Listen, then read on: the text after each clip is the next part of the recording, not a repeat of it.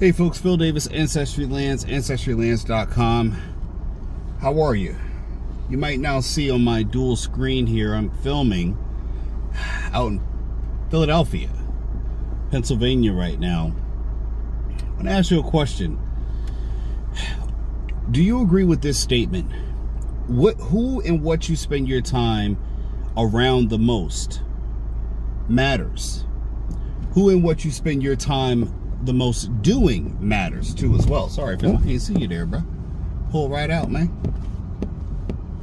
If you spend your time reading, then I would assume that you will be a good reader. Okay, thanks. You're not going to let me in there, but thank you, fam. Appreciate it. Don't see you see the car over there, but you're just going to not let me in. Okay, got it, bro. Thank you. If you hang around gangsters and people who are in the criminal element, then I shouldn't be surprised if you have a criminal history. If you hang around people who are wealthy, then you might learn the ways of wealth, business, investments, and things of that sort. So I have to ask you a question. If you don't agree with that statement, then what would be the difference? And again, 9 times out of 10, people will give you the exception of the rule, but not the general rule itself.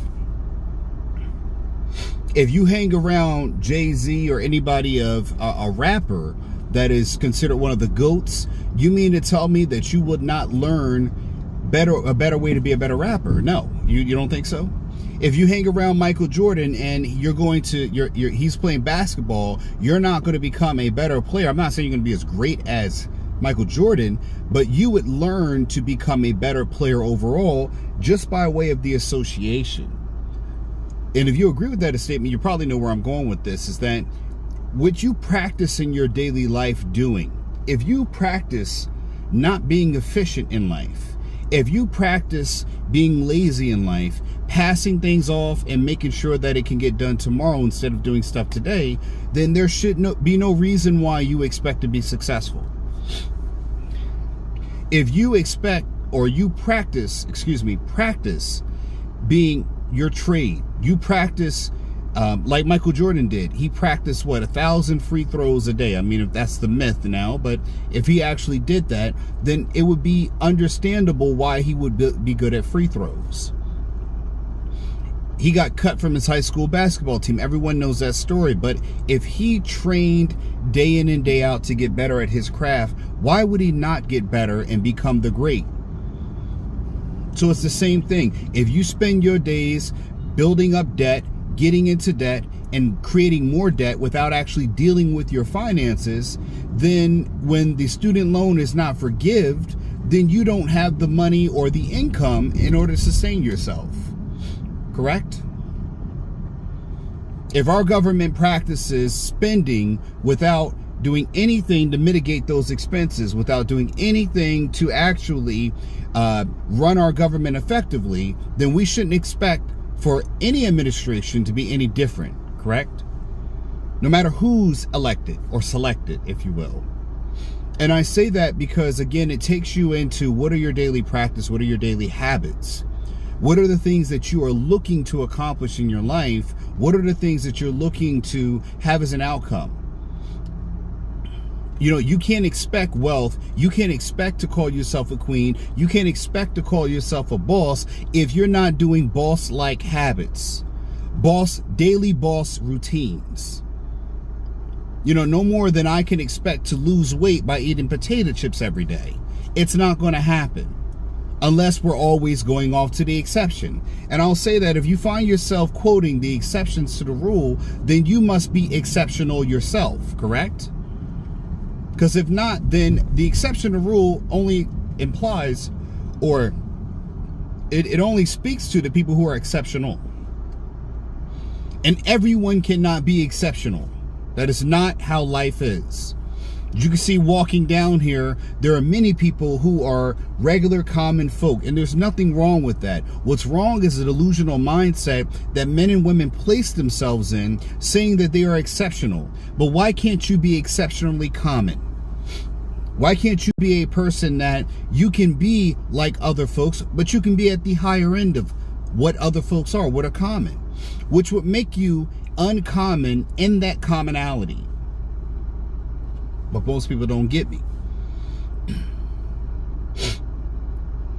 There are people who are not the greats, but they are solid, good players on any given team in the NBA. They may never be in the Hall of Fame, but they were still great contributors. They still got paid a good salary. They still got good endorsement deals. They still had sneaker deals or a semblance of wealth. They might even be near wealthy as some of the greatest people that ever played, and that is simply because they were a good player. They were an common person. Super good. And they made good decisions. They made boss habit decisions, wealth decisions, because their daily habits, they might have not been great, but they were around great people who did certain things to increase their own value, because their network of people they were associated with increased their value. I don't know how many friends Warren Buffett has, but I can imagine that not very many of them, if any at all, are actually broke. I'm sure his secretary has heard different stock investments or business opportunities. Just his crumbs of knowledge could make you more wealthy than a person who has a six-figure income on a yearly salary at any high office or any skyscraper office that we see right now. Her perks and comps in life could be far better than any person who could afford first class reservations at any hotel or first class of amenities on a plane, anything like that. And you got to ask yourself, what would you rather have? The plane seat or the knowledge? It's a matter of where your principles lie. And again, one thing that you're going to have to get yourself ready for is that path to the top is full of hard work. In order for me to keep my family in a comfortable spot right now in this day and economy, I've got to bring to the table two six-figure incomes myself. That's what's required in order for you to even qualify for the preliminaries in the Olympics of what it is to be a boss. No one 9-to-5 job is going to get you there. Not one 9-to-5 job is going to get you there. You're going to have to do more than that. But the question is, are you willing to do that, or are you willing to talk about it?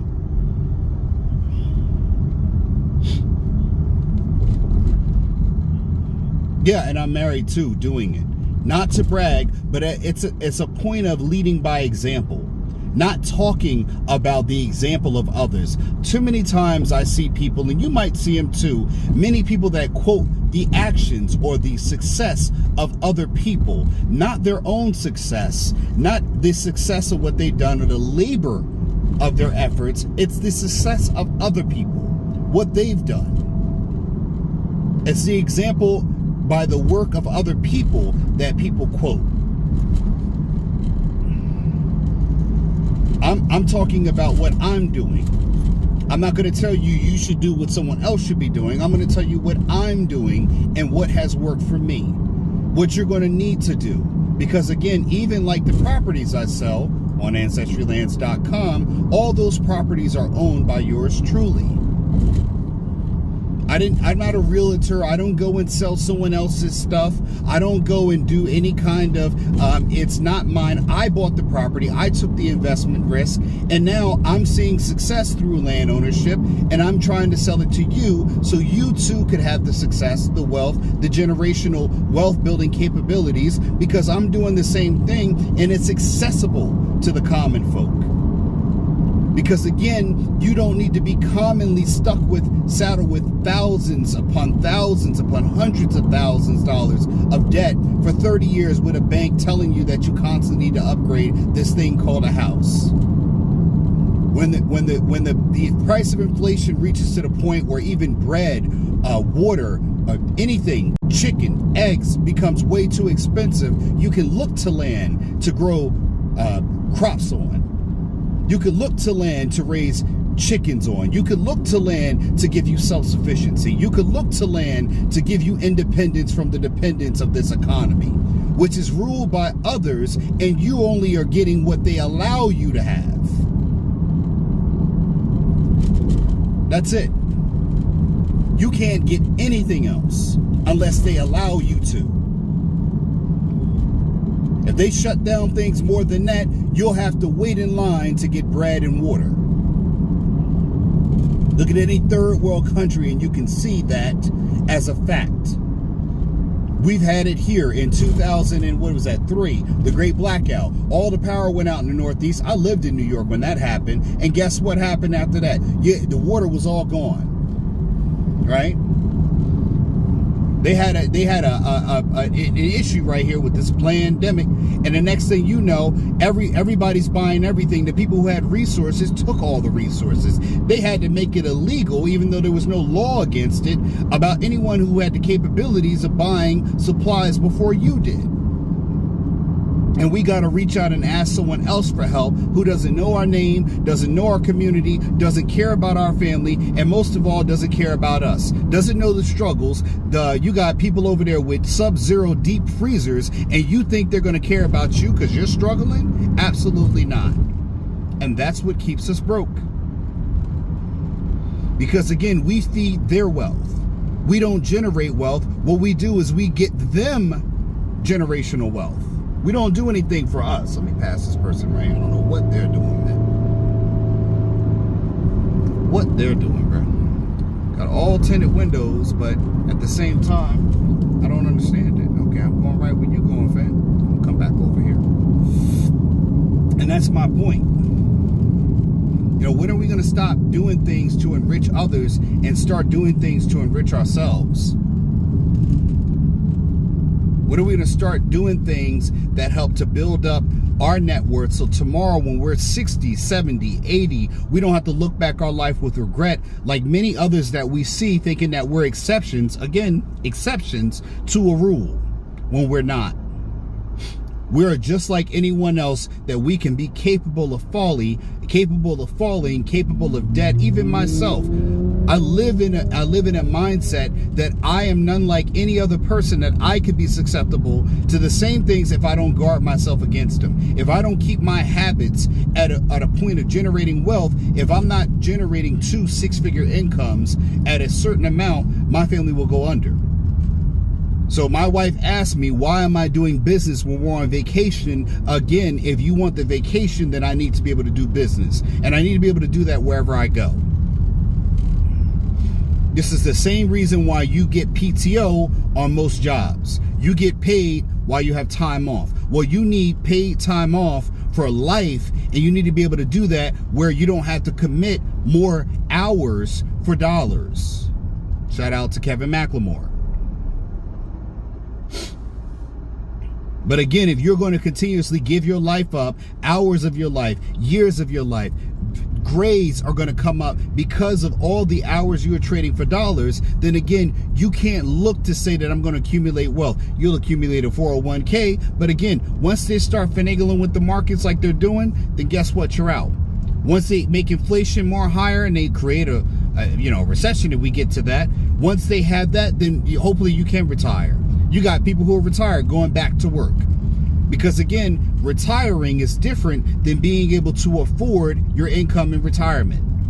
Retirement means, yeah, I've got to the point where I don't have to work anymore, but can I afford the current lifestyle because my income is not going to be the same? If you're doing a 9-to-5 work, I got $2 million in my retirement, well, great. But if you have expenses that accumulate collectively past the point of what you're going to have at retirement, then you're going to have to cut back. But again, medications, insurance, property insurance, all the insurance for your cars, those things are not going to stop because you retired.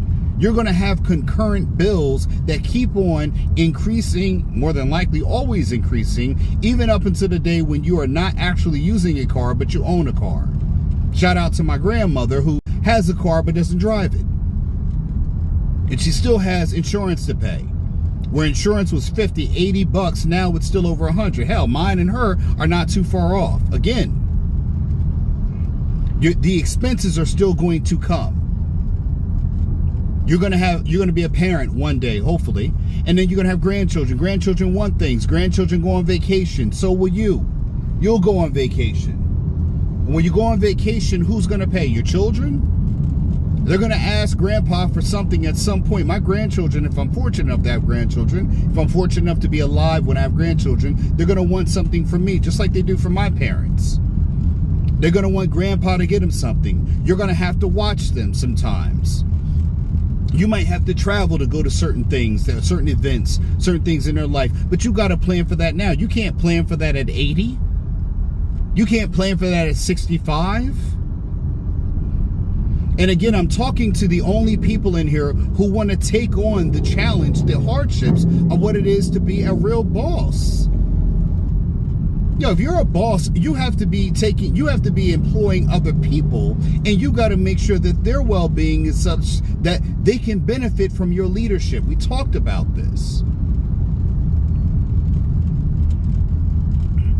We look at King Richard. We look at all these people who have made great athletes and players, but they didn't do it sitting on their behinds and saying, I'm going to just let them go out for a sport and figure it out. No, they invested time. Tiger Woods' father, he invested time, energy, hours, making sure that Tiger got up to the point where he could be considered one of the greats. And then what did Tiger have to do? Prove he can be one of the greats. King Richard, Serena and Venus Williams' father, he had to put in the time to make sure that his daughters came out to be great. I don't know if you saw the movie, I did too, but I've also seen the documentary. That man didn't do it by just sitting around saying my daughters are black and they'll be all right and they can get this, they can get a handout. No, what he did was he put foot to mouth and made sure he walked what he taught. He didn't put foot in his mouth, he put foot to mouth. Meaning that whenever he spoke, he walked it. And that's what I'm trying to get at. Do you walk what you talk, or do you talk about the walk that you never do? It's someone else's walk we're talking about. Now, I took King Richard's example and said, I'm going to put my kids in tutoring. I'm going to get my kids extra training. I'm going to get them private lessons. And it's not because, oh yeah, look at me, I got it like that. No, I'm investing because the formula for success is the same way. Anytime you have a father investing outside of what is the common academia or common curriculum, if you get your kids private coaching, private tutoring, they should on par excel where others are failing or maintaining.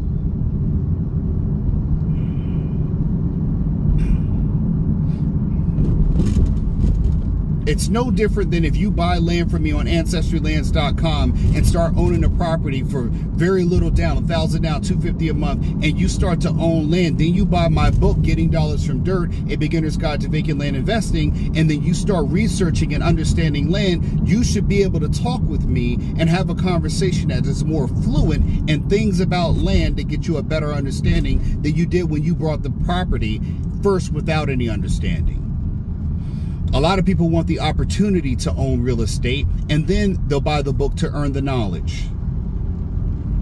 Now, again, I didn't write a book on land and I was a nurse. I was a nurse who became a landowner, did it a couple times, did it some more times, did it a lot of times, started owning land, started learning what I could learn, started getting on the phone and talking to counties, started learning what the counties did. I did all the education and research, and then after a while, I started selling land. But what did I do? I didn't learn it from off some hook or book of school. I learned it from actually people who were successful at land ownership, who were more complex than I was. And I had to find my own way.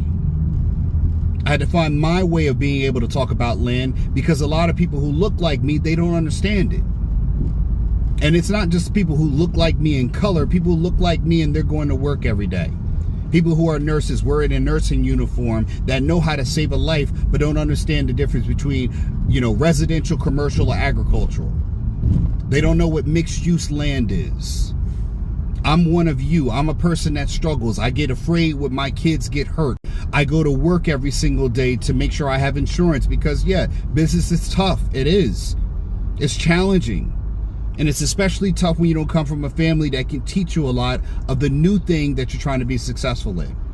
I couldn't look to my father to teach me about real estate. He could tell me about buying a house, a mortgage, but so could a lot of people who make good investment decisions or good purchasing decisions or bad investment and bad purchasing decisions.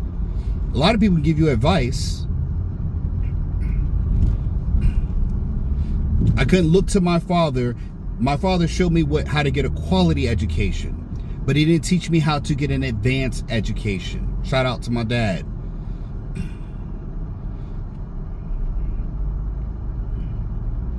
So again, I say that all to challenge you, to get you to understand that you're going to have to do something that is ugly. When I say ugly, it's not going to be the pretty and sexy thing that is someone getting out of a car, a Bentley coupe, and they're driving on a plane. You're going to be wearing a nice custom suit, a tailor-made suit, and you're going to get on the mic and talk on a podcast. I've got to bring knowledge to you in a nursing uniform after I'd have been poked people and took IV, giving me IV antibiotics, giving treatment.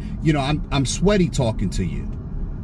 I'm the sage on the mountain. I'm not the peddler on the side corner. I don't take this off and I get into a Mercedes Benz. I got baby seats in the back of my truck. I've got to get my oil changed and wait there just like you do. Sometimes I walk because it's closer to my house, but again and again. And I don't live in a home. I live in an apartment. But I'm qualified to buy a home, but it's a sucky time to buy.